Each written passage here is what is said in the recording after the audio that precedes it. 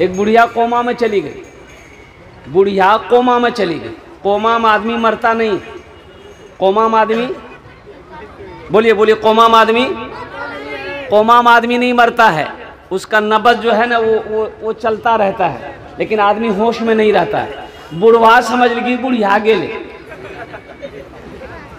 बुढ़वा समझ गया कि बुढ़िया खत्म हो गई, पूरे मोहल्ले में ऐलान कर दिया हमारे बुढ़िया चलो गई।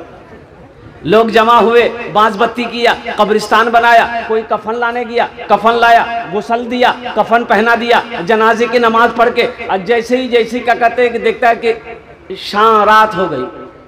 अब जनाजा निकलते निकलते रात हो गई, तो लेके जनाजा लेके जा रहे थे, रास्ता छोटा था।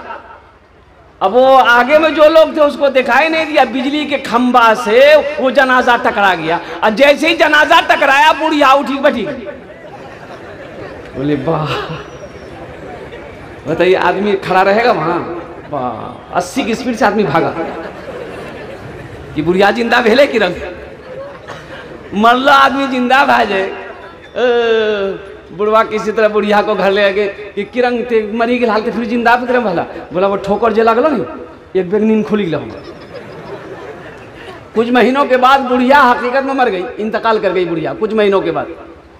फिर लोग जमा हुए, बाज बस्ती किया, कब्रिस्तान हुआ और जनाजे की नमाज पढ़ा और कब्रिस्तान ले जाने लगे। ओ हो सारे लोग कलमा पढ़ रहे हैं, अई बुढ़वा जनाजा का गुम बोलिए भैया खम्मा बचा कर खम्मा बचा कर, फिर बुढ़िया उठी थी। बस्ती माँ का ऐलान कर दिया भैया हमारे दुकान खोलने से मगरिब बात है फाती आज आइए। सारे लोग जमा हो गए। ओ लोगों ने कहा कि मौलवी साहब ने बोला कहना, बोला दुआ क्या करती, बोला दुआ हम में करो।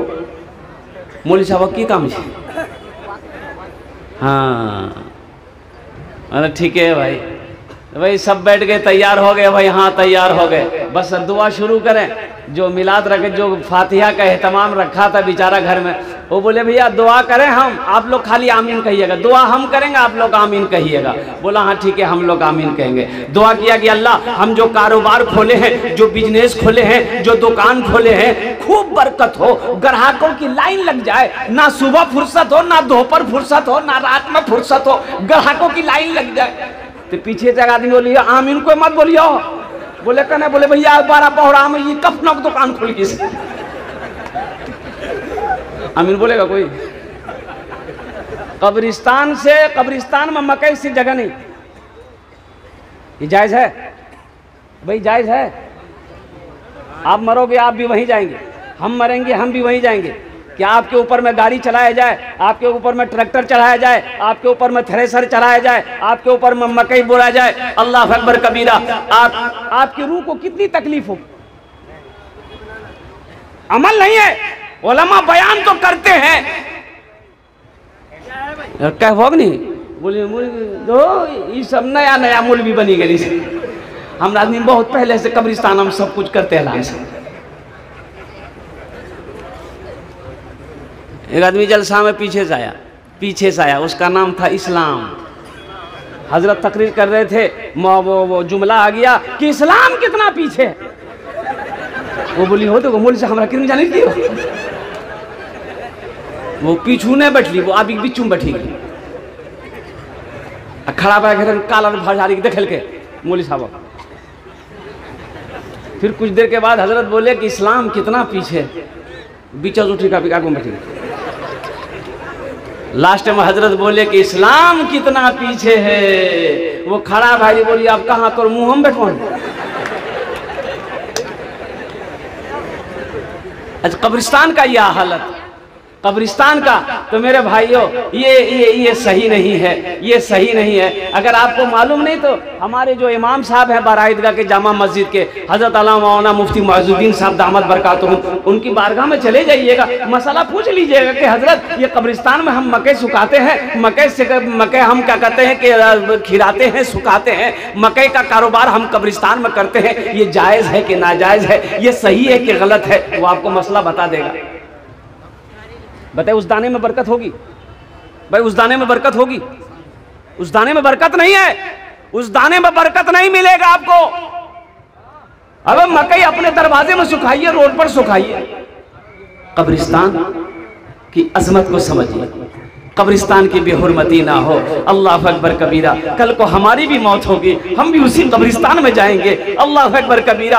आज अगर हमने नहीं माना तो कल को हमारी नस्लें भी नहीं माने। इंशाअल्लाह एहतियात करेंगे, एहतियात करेंगे। अच्छा, कल से के मके सूखे हुआ कब्रिस्तान हाथ उठा देगी इंशाअल्लाह। वहां देखो 2 4 5 आदमी है।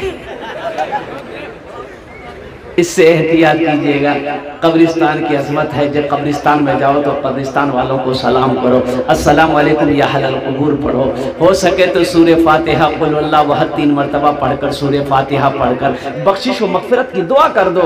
अल्हम्दुलिल्लाह, ये आदाब कब्रिस्तान है मेरे भाइयों। इबरत हासिल करो। कब्रिस्तान इबरत हासिल करने की जगह है, कब्रिस्तान सबक हासिल करने की जगह है कि ना जाने यहाँ पर वो लोग आके आज यहाँ पर वो दफन किए हुए हैं, सोए हुए हैं, जो कल को हमारा साथी हुआ करता था, कल वो भी नौजवान हुआ करता था, कल वो भी पहलवान हुआ करता था, कल वो भी बारा ईदगाह में क्या कहते हैं कि बड़ी से बड़ी दुकानों का मालिक हुआ करता था। आज कब्रिस्तान में लेटा हुआ है। एक दिन आएगा उसी तरीके से हम भी इस कब्रिस्तान में लेटे हुए आएंगे। इसलिए मेरे भाइयों, कब्रिस्तान देखो तो इबरत हासिल करो, उससे सबक हासिल करो, गुनाहों से तौबा करो, अल्लाह से रुजू करो, अल्लाह से दिल लगाओ। इस धरती पर सबसे पहला अल्लाह का घर खाना-ए काबा। हजरत आदम अलैहिस्सलाम जन्नत से तशरीफ लाए, अल्लाह ने हुक्म दिया मेरा आदम मेरा घर बनाओ। ओहो, हजरत आदम अलैहिस्सलाम। अच्छा देखिए, जन्नत से जन्नती पत्थर भी आया था, वो पत्थर अब भी मौजूद है। जन्नत से जो हजरत आदम अलैहिस्सलाम जो पत्थर लाए थे, हजरत जिब्रील अलैहिस्सलाम, वो पत्थर अब भी मौजूद है। इंशाअल्लाह देखेंगे भाई, देखेंगे इंशाअल्लाह। कितने लोग देखेंगे? हाथ उठाइए तो इंशाअल्लाह मैं बताऊं। 5 लाख का खर्चा करना पड़ेगा।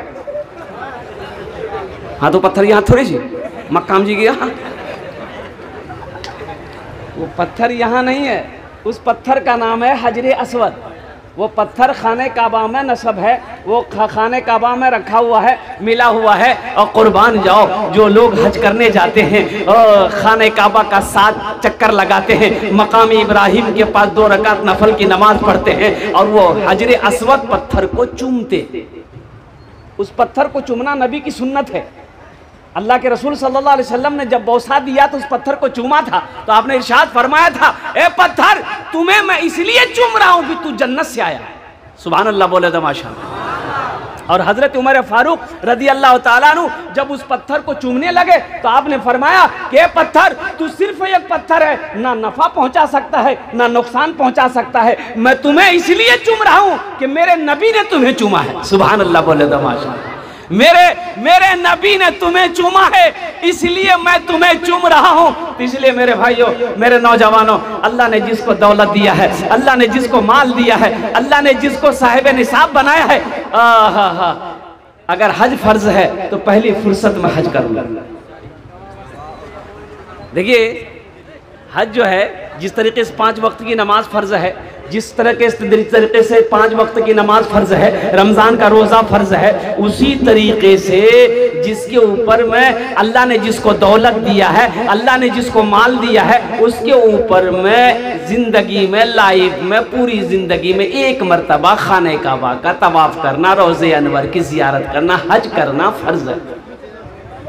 अच्छा, मेरे पास दौलत थी, मेरे पास माल था, हम करोड़पति थे, हज नहीं किए। क्यों नहीं किए? सिर्फ इस वजह से हज नहीं किए कि 5 लाख रुपए 4 लाख रुपए खर्च हो जाएगा, हम हज नहीं करेंगे। बखीली की वजह से, कंजूसी की वजह से हम हज नहीं किए और मर गए। तो क्या मुसलमान होकर मरे? भाई मुसलमान होकर मरे? बोलिए बोलिए ना।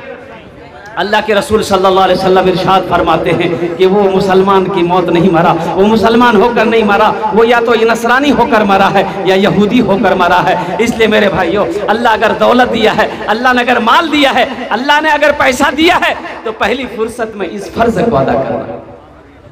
लेकिन जिसके ऊपर में हज फर्ज नहीं है, इरादा रखो। इरादा करने में क्या है भाई?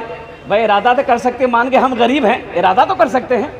हाँ, इरादा करना मेरा काम है, ले जाना मेरा अल्लाह का काम है। सुभान अल्लाह बोले तो कौन कौन जाएंगे इंशाअल्लाह मदीना? जरा हाथ उठाओ इंशाअल्लाह। अल्हम्दुलिल्लाह।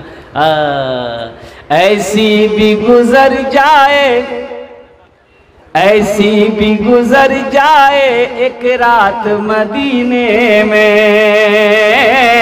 एक रात मदीने में, ऐसी भी गुजर जाए एक रात मदीने में, हम हो मेरे आका हो एक साथ मदीने में, हम हो मेरे आका हो एक साथ मदीने में।